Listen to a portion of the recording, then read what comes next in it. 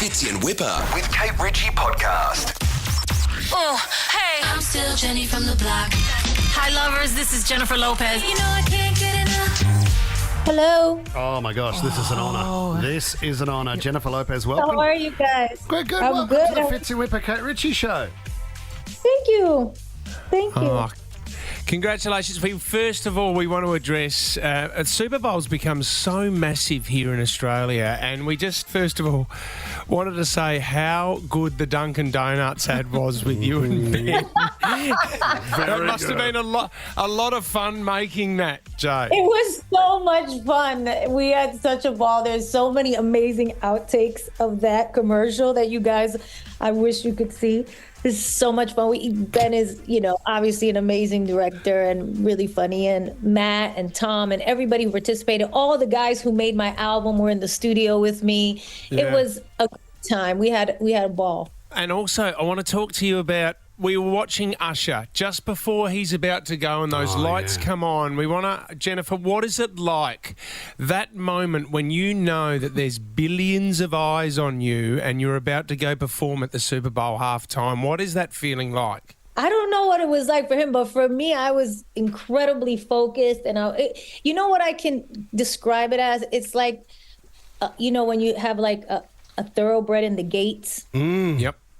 And you're just kind of like there, and I was like making punches and kind of just trying to keep myself like just kind of let me out, let me go.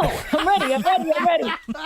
You're like rehearsed for this thing for months, and you're hearing the music, and Jagira was finishing her set, and I was like, let me go.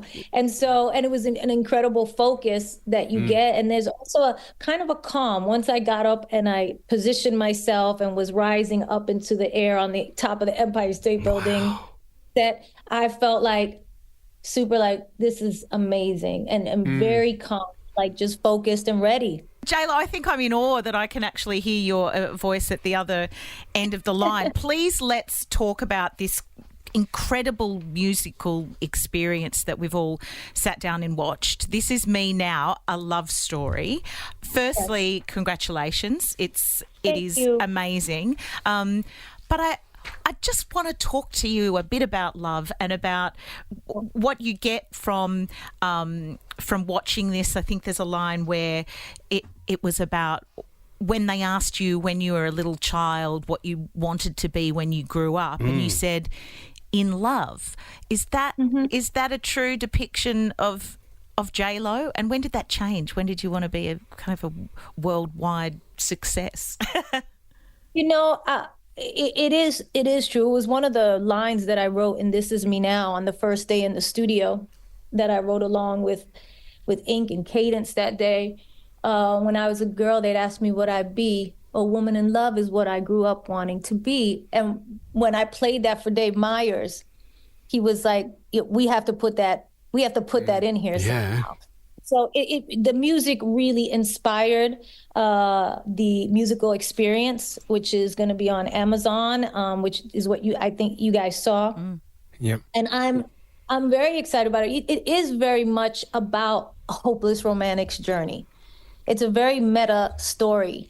It's me and it's not me, because not all the details are exactly my life, but there's a lot of things in there that were informed by my own life. So, but in general, it's like the story of a hopeless romantic's journey through life in their search for love. Well, that's what how I one-line it. Because I know that it's a sort of a dramatized version of your story, but that part where they talk about your friends getting together and saying you're a sex addict, I know. Did that really happen? Was there an intervention by your best friends?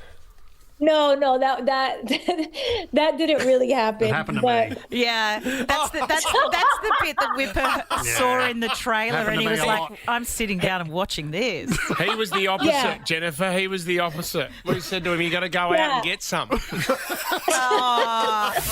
I think it's really interesting, though. You're saying there's so much that is in line with who you really are, and so much is kind of dramatic choice. But tell me just a little bit then about what I got out of it was that external validation can be either really powerful or really damaging? And I guess there has to be a journey that you go through where you realise that if that's where you're getting all your love and that's where you're being validated is externally, it doesn't end well, especially in love. No. I think sometimes when you grow up on fairy tales like I did and thinking a Prince Charming was going to come and save you, even though I was a strong, independent woman, you're always like I think a lot of people do this. They look for love outside of themselves, somebody to kind of fill that hole. And that was, love, you know what I mean? And looking for that. And I think when we do that and we don't have that, we can't give people something that we don't have for ourselves, right? Like, when you look at relationships, the fact that you and Ben were together earlier on and now you're together now, well then I know. You talk about fairy tales. That's a beautiful story. It is, but that's why I think it was important not to just write the album, and I wasn't done there with the story, that I had to make the kind of 18-year journey in between to show what it took to get there in a way. I was very inspired, to write This Is Me Then. When we were together the first time, I was so in love and we were so in love and and I wrote that album, wound up breaking up and, calling off a wedding back then. And then, 18 years later, we wind up in this kind of miraculous twist of fate, plot twist, back together and get a second chance at this, what I would say is the love of my life. And then we did this, but it wasn't magical. It wasn't a fairy tale. It's the opposite of a fairy tale. There was a lot of, struggle and pain, self-realization that had to happen for us to even get to a point where the universe would conspire to bring us back together in that way. Now, obviously, I'm talking in a way where I really believe in love, the universe, signs, all of those kinds of things like I put in the visuals. I have to say, though, J.Lo, I'm sure I'm not the only one who was absolutely rooting for you to be back together. I think it's like one of those moments, and I mean this so sincerely, it's like one of those moments in history when I got up in the morning and I looked at my phone and J.Lo and Ben Affleck were back together. We got them, guys. You can believe in love again. It was like a time warp. It was great. That might sound really daggy to you, but I just think you represent so many of us, in that sense. It's true. And I think a lot of people have told me that and felt that way. And I believe that was part of the inspiration to go in and write the album. It was like, yes, I want people to know true love does exist. Some things are forever. That doesn't mean it's a straight road. That doesn't mean it's easy. And that's why I had to make the musical film.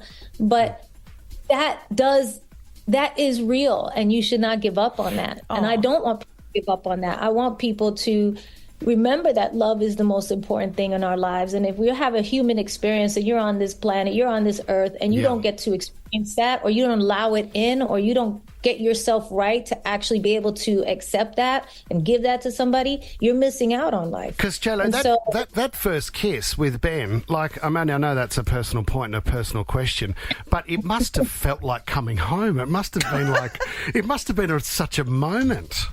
It was a moment. That's all I'll say. Yeah, it was a moment. He moved in on you, though, didn't you're he? like, oh my God, is this really happening? What are you doing?